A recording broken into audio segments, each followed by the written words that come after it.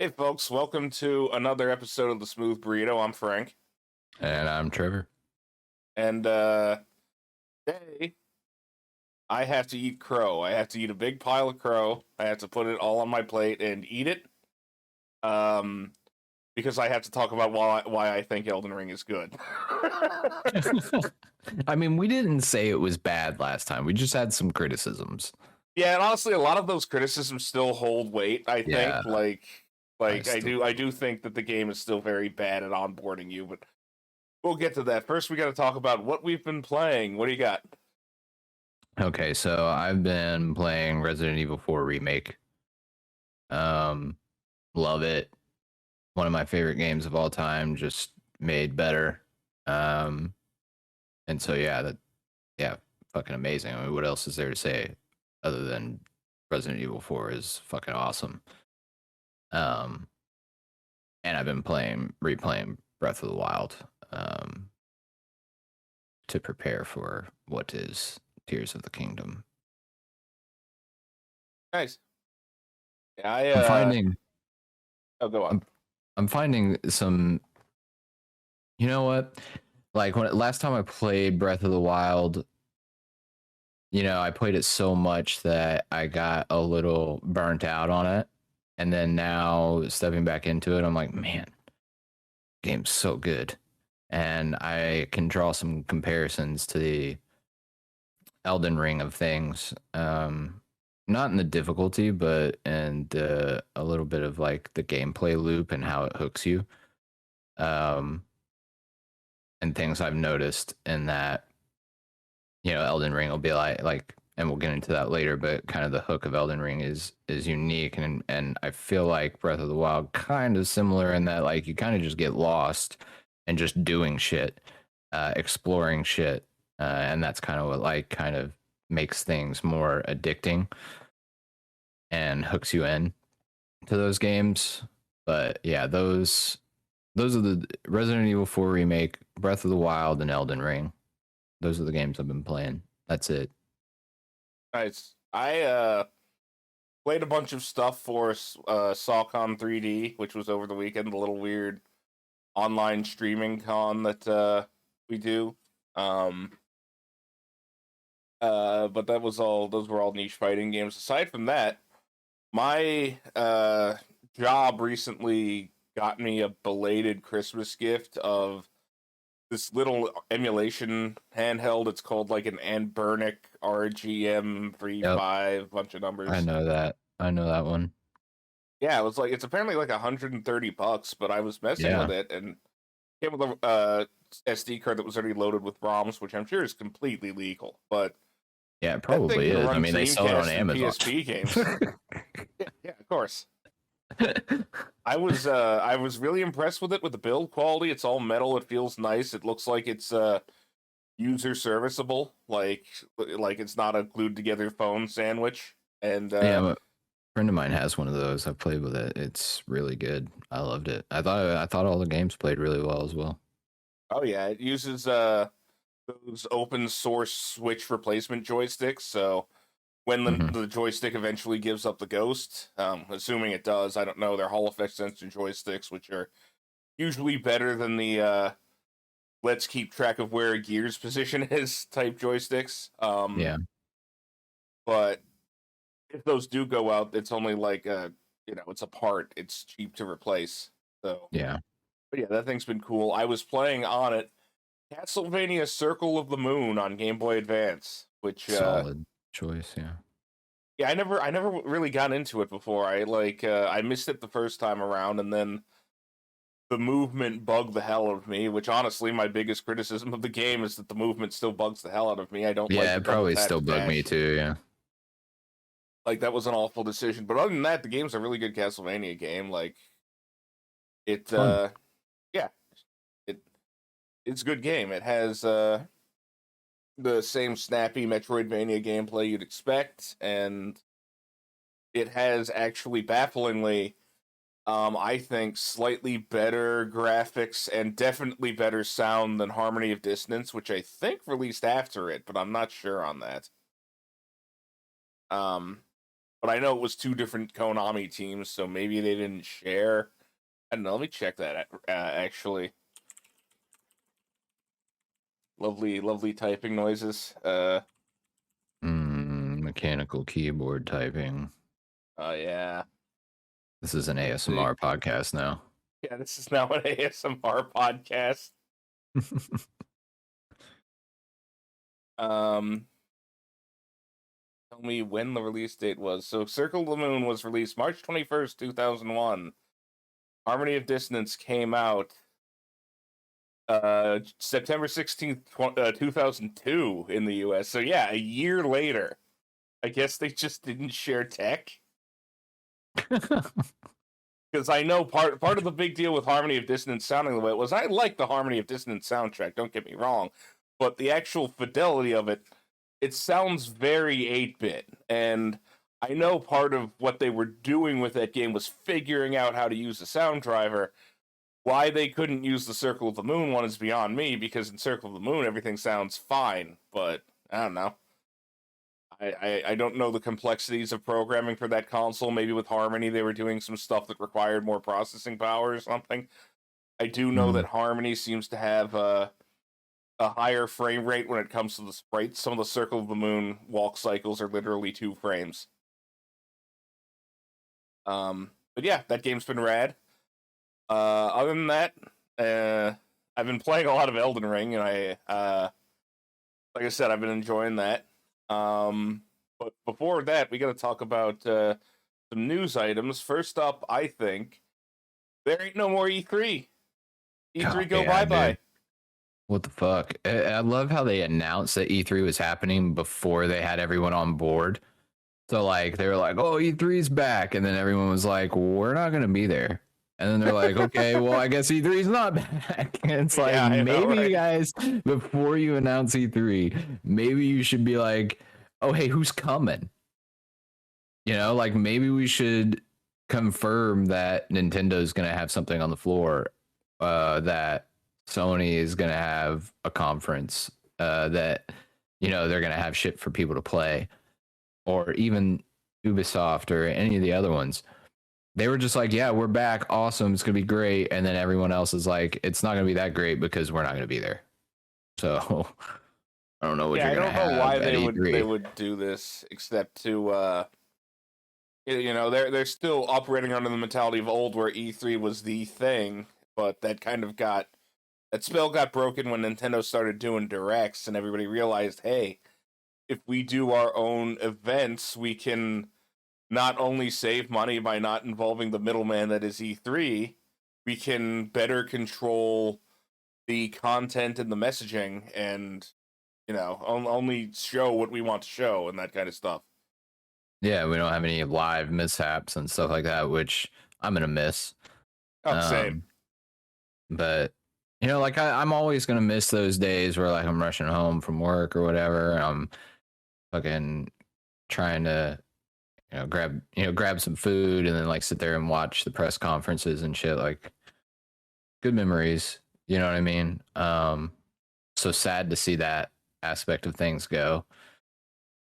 Now it seems Sony announced their own showcase. It's going to happen. I mean, we do have Summer Games Fest with Jeff Keighley. That's happening around E3 time. So he's kind of taken over that a little bit. Sony's going to have their own showcase. Nintendo has one every summer at around that time. Xbox, I'm sure, will have something. So, yeah, I mean, it's just come down to, like, we're still going to get stuff from, like, the big three and then some other companies during Summer Games Fest. But I am going to miss kind of like the E3 press conference, like, hype, like, who won, what they have to show, competition factor. Yeah. Yeah, I don't know. It's definitely the end of an era. I personally think that E3 should have just gone on. I mean, I know this isn't the smart decision when it comes to a making money aspect, but I don't care about that shit. E3 should have just put their money where their mouth is. Get all the little guys and the weirdos that used to be in the back of that convention hall to have a convention. I want to see Christ Revolution, the Christian DDR game up on the main stage, or that guy who hacked Oblivion to make it so that you could smell your enemies. Yeah, I think we'd be the only ones watching that. Uh, the viewership would be 2, and it would be Frank and Trevor, and we'd be like live streaming it on the Smooth Burrito. Yeah. I just don't know. I don't know. You know what I mean? E3's, but they want to seem like the big hot thing. You know what I mean? Like they wanted to go head to head with Summer Games Fest, and I'm sure Jeff Keighley took a lot of that. You know, I mean, he like Elden Ring was announced at a Summer Games Fest. Like, I mean, it's going to be hard to have 2 E3s every year. Yeah, even before that, they kind of got their lunch eaten by like C2E2 and stuff, or CES. Yep. I think C2E2 is a random ass game con, not what I was thinking of. And so it's going to be hard when Jeff Keighley is trying to get a bunch of stuff for Summer Games Fest. E3 is trying to get stuff for E3. They're trying to get exclusives. And it was just nice when everything was all in one place. You know what I mean? Yeah.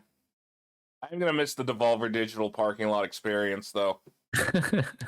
Which, honestly, stuff like that is probably one of the reasons why people didn't end up going back to E3, is because they didn't really treat, like, the people coming to present games all that well. No, yeah, they didn't. I know games media was like put through the ringer and shit during that a lot of the time, and I mean, it was a rough go, but yeah, I'm sure that like Giant Bomb and people of their ilk. Well, I guess Giant Bomb doesn't really exist anymore in the form I'm talking about, but you know, whoever the hell covers games media these days. I'm so old. I'm but dust. But I'm sure they're happy about the change. yeah. They can just do it from a couch rather than having to go to the show floor. Yeah, for sure. I mean, and because we're old, I'm gonna miss the way it used to be because I'm old. I miss the way a lot of things used to be. I think I would have liked to have gone at some point, but I don't know. I almost got to go one year for the game Fanatics. Yeah, back when I used to write for the game Fanatics. But it was like I got a pass, but it was, you know, you had to pay your way to get there and stuff, and just didn't have the funds to do it. Yeah, with flight and hotel and shit, that can definitely add up real quick. You'd end up spending like $3,000 or something. Yep. Well, I know you have some Zelda news for us that you are very excited about. Yep, I'm a huge Zelda fan. You know, I like my Nintendo. But they finally showed off gameplay for Tears of the Kingdom, and it's divisive. Some people are like, this is just Breath of the Wild DLC. I disagree wholeheartedly. I think those people don't know what a sequel is. But they showed off 10 minutes of gameplay, and it seems like they're keeping a lot of stuff under wraps because the gameplay was very mechanics focused. They showed nothing in terms of story. They didn't show anything in terms of like how things have like specifically changed or how the world's been altered or why certain things are the way they are. They literally just showed some mechanics in terms of all the different stuff that you could do with like physics and building and some of like the different things that you could do. They showed off the sky islands. You went up there, you know, you fucked around for a little bit, played on there, made a boat out of some tree trunks and some fans and shit, and it's cool. The amount of things that you could do. It seems like one of the hooks in Tears of the Kingdom is they took, you know, these viral videos that happened from Breath of the Wild where everybody was just doing all kinds of creative, crazy shit with the physics in that game. And they went all out with Tears of the Kingdom and are giving people completely open freedom to build, do whatever they want. with anything that exists in the environment, which to me is completely insane and absolutely awesome. Because that's some of like the most fun that I had with Breath of the Wild, and one of the things that like got me the most excited about playing it after the story was done was just experimentation and exploration. Yeah. And it seems like that's going to be one of the center focuses of improvement in Tears of the Kingdom. So I'm all in. Like that was awesome. That was amazing. Some people are complaining because they were like, "Oh, the environments look the same and everything else, and nothing really looked like it changed." And it seems like it's just building DLC for Breath of the Wild. And I'm sitting here like, do you? First of all, Nintendo is always like super tight-lipped on Zelda games. They never really expose everything that's going to be happening in the game. A lot of the trailers nowadays that people see completely spoil everything. That's kind of Yeah. like the new thing. Nintendo's old school and they do the opposite. And so the idea is, I'm sure, about like 99.9% confident that everybody's going to jump into Tears of the Kingdom and shit's going to get flipped upside down, and you're going to encounter and play things that you completely couldn't have anticipated in this game. And I'm excited about it. And I think the people that And are not also just from like a making games standpoint, like reusing stuff happens a lot, and it arguably happens less now than it did. Like if you look at Majora's Mask, like how much of that is yeah, just remixed Ocarina of Time stuff, it or is. like It's basically a sequel, yeah, kind of. that's a sequel. You know, and I loved Majora's Mask almost more than I loved Ocarina because it was obscure, it was different, it was creative, and people are crazy if they think that Nintendo is not going to do something obscure, cool, and creative with Tears of the Kingdom. You know what I mean? And if they're gonna reuse assets, by all means, Breath of the Wild is one of the best ones to do it with. I mean, the art style is timeless. Like Yeah, it still looks good today when you play it.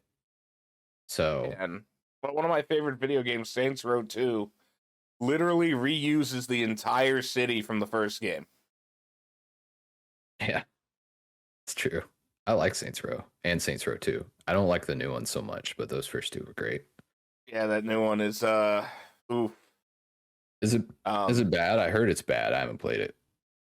so it it's real bad, but it's like bad due to a laundry list of things that just make it like equal kind of a terrible experience all the way around. Like for starters, there's less traffic and foot traffic in that city than games that released on the 360 originally, which is baffling to me.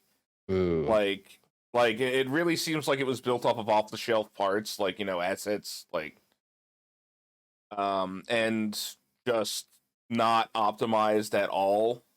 Um, and like the lead designer for it, and the only one of the only guys left from like the original Saints Row games is was the art director on those previous games, and you can tell. I think the city actually looks really cool. Like I like the weird southwestern vibe it has. It's definitely different than like Stillwater and Gilport. I think was the one for 3 and 4. yep. Um, I think that sounds right. but yeah, the shooting doesn't look good. They did that annoying thing that Saints Row used to never fucking do, and that was one of the main differences between it and Grand Theft Auto, is that during a mission, if you need a car or you need a weapon or you need whatever, you can go fuck off into the city and get that shit. You can't do that anymore. It'll do the GTA "you are abandoning this mission" giant screen, except it's even more stingy about like the area that you have to do the mission. So that stuff seems annoying. Character creation is whatever, but they've never reached the heights of Saints Row 2 on that again. Uh, and the actual storyline, Watch Dogs, Yep. like, and how basically the entire cast is like what a corporation thinks millennials act like, and that means everyone acts like an Instagram influencer. It's that. Is that Watch Dogs 2? Yeah, I guess it's more Watch Dogs 2 than Watch Dogs, which was, I guess, walking around as a brooding guy in a hat. But that was the whole game. Yeah, the whole game. Watch Dogs 2, yeah, I totally agree with that generalization, and I actually really like that game. I had a lot of fun with it. Yeah, and but like the writing in that fashion is just even more transparently kind of awful. Like at some point they seem to forget that the Saints the Saints are a criminal enterprise. Like there's and I'm not saying that like what the cops think are bad is necessarily a bad thing, but you shoot people for a living. Like, come on. Yeah, no shit. I don't know. That game has weird vibes all around, and I think it definitely. It was only released because there's been a dearth of like open world crime stuff a la Grand Theft Auto. Like they had the GTA 6 leaks happen, but that game's still a ways off. And I'm pretty sure that they probably like either pushed it up in their schedule or had them fabricated wholeheartedly based on, hey, there's a niche to fill in the market at this time. We should do that. And I mean, I guess it filled that niche. It probably shot the series in the back of the head while doing it. Yep, because they rebooted it, delayed it like 2 or 3 times, and then it still sucked. So. Yeah, and this was after that weird, like, Agents of Mayhem thing where they were trying to do a Saints Row-esque thing that didn't involve nasty crime guys, but, like, nasty crime shit is integral to that series, and there's also, like, there's just not much nasty crime guy stuff. There's no mission where you go around in a poop truck and shoot poop on people. That's key. You have to do that. You don't have to necessarily shoot poop at people, but like something like that. No, you have to shoot poop at people, Frank. Yeah. No feces, no pie. That's what I say. No feces, 1 out of 10. But and also the soundtrack is just kind of not there. Like these games had really good soundtracks, and now it's like there's stock music in the soundtrack. Like no, I'm not fucking kidding about that. Like that's not a dig at like the people on SoundCloud that they probably got. Also, there's literal stock music in that soundtrack. It's weird. I mean the easy listening station either. It's supposed to be modern music. It's weird. It's real weird. The whole thing gives off a this was made on the cheap vibe that the previous games didn't really have. Like the whole thing about Saints Row is that it seemed like it was made very much with care, and I don't know. Dude, I played so much Saints Row online, bro. Back in the Xbox 360 days, I played that constantly. I put so many hours into that game. If the new Saints Row had been good, I probably would have done the same with the new one, but yeah. Too bad. Yeah, I might be booting up Saints Row 4 here shortly. Friend of mine was looking at that, and I think that game is unfairly maligned. Yeah, it got away from basically being GTA with modifications, but I feel like it's a really good superhero game. It's weird as shit. So yeah, I like weird games. Oh yeah, but I'll let you know how that goes. But yeah, I don't know how we got off on the Saints Row tangent. There's also a new 3DS. Zelda the Saints Row. Yeah.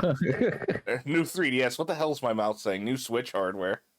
Yeah, with that Zelda gameplay reveal, they announced a new Zelda OLED Switch, which my wife has been really into Animal Crossing again and has been stealing my Switch a lot to play Animal Crossing. So maybe I can justify a purchase of the Zelda Switch to hand down my old one so she can fulfill her Animal Crossing addiction. And I can justify the purchase of a new Switch OLED. It looks really cool. It's dope. The dock is really nice. I like the Joy-Cons. It actually has some interesting designs on the back of it. And I'm just so hyped for Tears of the Kingdom. I like couldn't be more excited for that game. I always wanted like I'm surprised they never did this with a 3DS, but one based on that old Zelda Game and Watch that was literally just the DS format. Oh yeah, I think I remember that. I felt like that was a slam dunk, and they never really did it. But yeah, that sounds pretty cool. I probably won't be getting one personally. My Switch is Yeah, I mean, still I don't collecting want. dust somewhere. I actually play my Switch more than I play anything else. Probably. I just feel like I mean, they had Metroid Prime remastered recently come out. I played that. They had Fire Emblem Engage come out. I played that. They had Octopath Traveler 2 come out. I played that. Like, I don't know. I just feel like the games that I'm interested in are on Switch right now. And I mean, I got into Resident Evil 4 on my PS5, but that's about. I mean, that's about it. Really. Yeah, I mean, I got a big old PC and emulated backlog, and by the time I get through that, I'll be able to also emulate all the Switch titles I'm interested in. right. So I'm probably gonna go that route. You got your little handheld there. That thing can fucking like you can use that as like, you know how the Nvidia Shield tablets do the whole remote gaming thing. Apparently, someone made an open source implementation of that, and that thing can do it. So feasibly, I could use that as some sort of weird Switch-esque thing. I guess I don't know that I would. Yeah, probably not. Yeah. But yeah, with that, let's get into Elden Ring. Like I said, I got a big plate of crow to eat, but first off, how have you been getting along with it?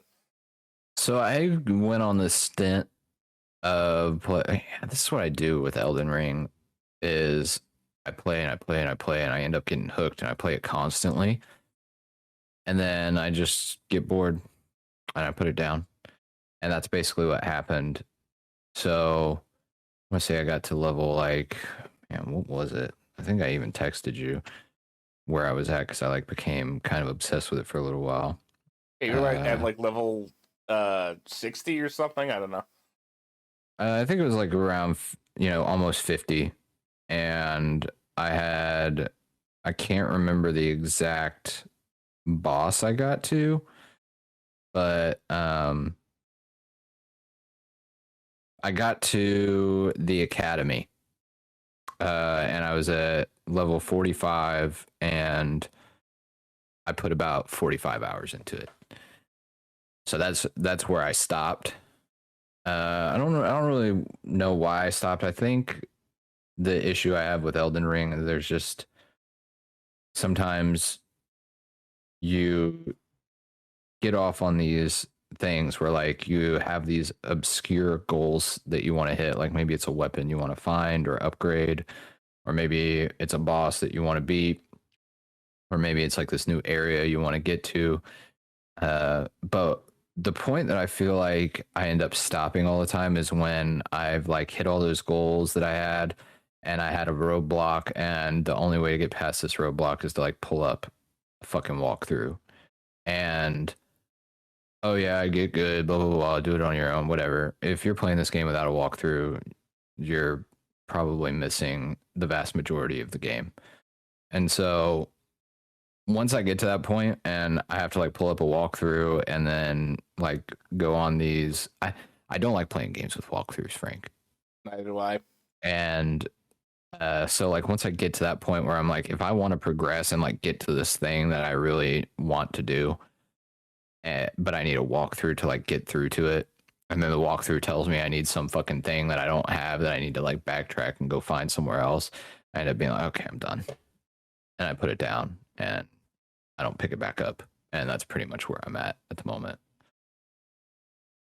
Yeah, I so after our podcast, I didn't touch it for like a month or however long it took us to like about half the time it took us to record this new one that we're doing now. And you know, that was because I was busy with other stuff, and it just didn't seem like it felt like a chore rather than a thing I was doing because I wanted to have fun.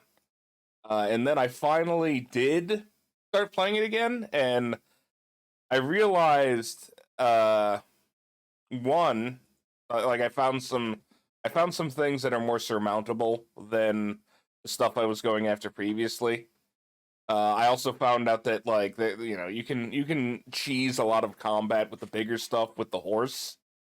So like I was fighting that troll that is near all those dudes, um, near the entrance to the castle or whatever, Yeah. or like the path to the castle or whatever. So I just lured that guy out and just whacked him with the horse a few times and he went down. And I started enjoying how the combat felt, and then like having more sturdy sea legs when it came to that combat system allowed me to do more, which allowed me to explore more, and it just kind of I got into that gameplay loop, which is the gameplay loop they want you in of explore, find a thing, kill it, use it to explore more, etc., etc. I also found out that like there was a bunch of area that I just hadn't like looked at full stop. Like I thought I had covered that map, or at least the like not the whole map, but like the initial noob area that I was of the level to cover.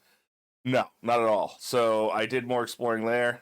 Started having like a lot of fun with it. I really enjoy the game now. I definitely think it's good. I'm like level 30. I think my complaints about the game that I had in the previous podcast, where it doesn't really convey anything to you, especially as a new player, it doesn't hold your hand in the slightest, is those are still valid. And yes, on the one hand, get good, yada yada yada, but this is supposed to be your accessible game, and also you have no problem with giving me like guys later who are like, oh hey, my name's Rick Stevenson or whatever the fuck, or Godric von Claptrap or whatever the hell Rick fantasy name Stevenson. is, and I need you to Elden go Ring. clear out this fortress for me. Like, you had no problem giving me those guys later. Why not in the area where you might want to give the player a bit of direction at the start? Like, hey, instead of me stumbling upon the Eastern Cave full of like all those fucking bat guys or like the abhumans or whatever, how about have a guy be like, hey, you should probably check out the Eastern Cave, and I don't know. I'm not saying it needs to have like a super formalized quest system like Skyrim or something. Just a bit more nudging would be nice. And also, like, I've been using the map, like the markers, the waypoints, all that stuff. But what I really wish that that map had, and granted, nobody does this aside from Ultima Underworld, like one of the first 3D open world dungeon crawlers, if not the first. Um, it lets you write on the map directly. Like, you just like have a little quill icon, you put it down, and you can make yourself notes. I wish it let you do that, because sometimes I Yeah. forget what I meant with the symbols. Yeah, I know what Um, you mean. but yeah, I don't Yeah, I know. think Game good. It takes a lot to get into, but yeah, it's a good video game, I think. I think it's a great video game. I just think that there's a lot like there's walls and I'm not patient enough to sort it out. Sometimes like you'll sit there like if you don't do a walkthrough, yeah, sure you could get through these without a walkthrough, but I'm not gonna sit there in a 2 hour play session and make zero progress. I'm not gonna do it. Just won't. Yeah, I don't have time for that. I'm still going without the walkthrough. I'm gonna try to maintain that, mostly just because I don't want to fucking pop open a walkthrough. Like, if I'm fucking, I really feel like if I'm doing that, I'm not playing the video game. I'm playing someone else's playthrough of the video game. Yeah, I know that's exactly how I feel, but sometimes, Frank, there will be a weapon that you want really bad and you'll be like, how do I get it? And it, also, if you don't look at a walkthrough, you won't know all the things that you could be doing or could get from the game, Exactly. right? You know, like you're gonna miss out on all these cool fucking gear or weapons and shit that you're not just gonna stumble upon unless you play the game for 1,000 hours. I'm not gonna play the game for 1,000 hours. I'm not gonna explore every single aspect of this gigantic map. It's not gonna happen. So yeah, I'm gonna like if I don't use a walkthrough, then I'm gonna miss out on a ton of shit. And sometimes that's okay, but in Elden Ring, like I kind of want to know, oh, what gear can I get, or what kind of weapon can I get? Because that's kind of like the most exciting thing, using a new weapon, on like some boss that's giving you a hard time. So I don't know. I like the game a lot. I think it's a great game. I have a ton of fun with it. That's why I get hooked. That's why I get obsessed with it. That's why I played 45 hours and maybe a week and a half of Elden Ring. Like I just, and then I end up getting blocked, and I like hit all the goals that I was trying to hit, and then I kind of just get bored with it and I put it down for a while. I'm sure I'll pick it back up again. And then do the same thing where I play through it, like I'm reinvigorated and I play through it for like another week or two for 45, 50 more hours. Like it's one of those games that's so big and interesting that it's like one that I could play forever. I can come back to 3 years from now and pick up, and actually picking it back up, uh, relearning it is not as hard as some of the Dark Souls games. So I did that recently where I was like 40 or so hours in, and then I picked it back up like 2 or 3 weeks after not playing it. And I was like, sometimes like I would do that with like Dark Souls or something, and I would forget not only what I was doing, but really how to play it. And I feel like Elden Ring is not really the same. I was able to pick it up and kind of move along pretty easily. Yeah, I do think, like I said, I think that all of the criticisms are valid. I don't think that your game design shouldn't factor in that fans are going to make this big ass wiki, and I don't necessarily know it does. But FromSoft has never been really good at like signposting or anything. Like they're really more just throw you in the deep end and let you figure it out types. Yep. So I guess that would be my major complaint. But yeah, other than that, I enjoy the video game. The combat system's really good. I finally beat Margit the Fell-Handed, or whatever the fuck his name was, after I got a summon for some giant knight dude, and I basically just cheesed him with that and the guy that the other summon that the game just gives you outside of that boss door, Yep. which is probably what they wanted me to do, but I don't know. I might play it more later. I'm not sure actually. We'll have I to kind of see. want to. I feel like I want to put it down, and I think we should play something different the next podcast. To be Oh yeah, honest, we absolutely should move on, like podcast wise. I think we're supposed to check out Armored Core 3. yeah, I think that was the next one. I believe so, but I don't know if I want to go directly to another FromSoft game, Frank. Um, I could be up for it. Could Yeah. be a good change of pace. What do you think? Is there any other games that you're interested in, or are you really interested in Armored Core 3? Hmm. I don't know. I would need some alternatives if you have any. Not that I've been necessarily chomping at the bit to play Armored Core 3 specifically, but I do know that new one's coming out at some point. And I I have wanted to revisit Armored Core in some capacity. What about Minish Cap? Hear me out. Yeah. Great Zelda game. I believe Capcom made that. Am I right on that? I think Capcom made this Yeah. one. Game Boy Advance game. I've been having an itch to play it. They added it to the Game Boy Advance games for the Switch, and I haven't played that, man, in so many years. But I remember liking it a lot, and I'd be really into playing that, but only if you're open to it. I was just a suggestion because I know you got your little toy from your homies at work, and I'm sure Minish Cap's probably on there. Oh yeah, I'm sure it's already on there. Yeah, I wouldn't mind checking that out. I think it's a quick play too. I mean, I think to beat it's like 10 hours or something. Oh yeah, I can't imagine it being too huge. No, it's not. I mean, it's decent size for a Game Boy Advance game, but I believe it is one of the shorter Zelda games. Yeah, so I think next podcast we will come back with our observations on Circle of the Moon. I don't think we need to take two of them for this like we did with Elden Ring. It's not No, that big. No, no. But yeah, I don't know. Do you have anything else to talk about? No, that's it for me. All right. Well, I think that's going to be it for us. Then we will catch you guys later. Bye bye.